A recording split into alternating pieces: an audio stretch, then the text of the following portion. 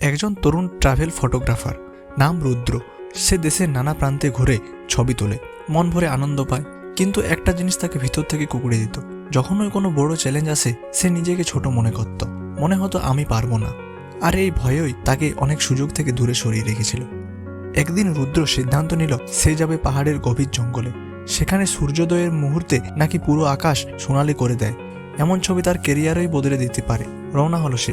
পথে লোকজন সাবধান করে বলল, ওই জঙ্গল খুব ঘন, হারিয়ে গেলে বের হওয়া কঠিন। কিন্তু রুদ্র মনে মনে ভাবল, যদি ভয়ের সামনে আমি না দাঁড়াই, তাহলে কখনোই আমি জানবো না আমার ক্ষমতা কত।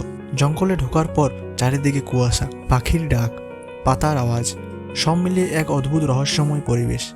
হাঁটতে হাঁটতে সে গভীরে ঢুকে পড়ল। কিন্তু কিছুক্ষণ পরে সে বুঝল সে পথ হারিয়ে ফেলেছে। চারিদিকে এত ঘন গাছ, সূর্যের আলো ঠিকমতো ঢোকে না, নেটওয়ার্ক নেই, মানচিত্র নেই। রুদ্রর বুক ধড়ফড় করতে লাগলো। সেই পুরনো ভয় মাথাচাড়া দিয়ে উঠল। তুই কিছুই পারিস না, এবার তোর সব শেষ। রুদ্র একটা বড় গাছের গুড়িতে বসে চোখ বন্ধ করলো। মনে হলো সবকিছু শেষ হয়ে গেছে। কিন্তু হঠাৎ সে নিজের ব্যাগে হাত দিয়ে বের করলো তার দাদার দেওয়া একটি ছোট্ট কম্পাস। দাদা সবসময় বলতেন, পথ হারালে ঘাবড়াস না, একটা দিক ঠিক কর, তারপর বাকি পথ নিজে নিজেই তৈরি হয়ে যাবে। রুদ্র কম্পাসটা দেখে উত্তরে হাঁটা শুরু করলো। পথ ছিল কঠিন, কোথাও কাদা, কোথাও কাঁটাঝোপ, কখনো পিছলে পড়া।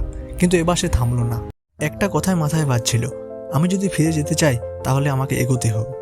ঘণ্টাখানেক পর হঠাৎ সামনের গাছপালা ফাঁক হয়ে গেল। এক ঝলক আলো এসে পড়ল তার মুখে। সে বের হয়ে এসেছে জঙ্গলের ওপারের পাহাড় চূড়ায়। সেখানে সূর্য উঠেছে, অসাধারণ সোনালি আলোয় পুরো আকাশ জ্বলজ্বল করছে। রুদ্র ক্যামেরা তুলে নিখুঁত মুহূর্তটি ধরে ফেলল।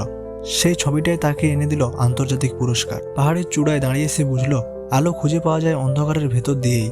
কখনো কখনো ভয় আমাদের সবচেয়ে বড় শিক্ষক। পথ হারানো মানে শেষ নয়, নতুন পথ খুঁজে নেওয়া শুরু। রুদ্র পরে সাক্ষাৎকারে বলেছিল, সেদিন আমি জঙ্গলে হারাইনি, আসলে আমি নিজের ভেতরের শক্তিটাকে খুঁজে পেয়েছিলাম। ভিডিওটি ভালো লাগলে লাইক, কমেন্ট আর সাবস্ক্রাইব করে পাশে থেকো।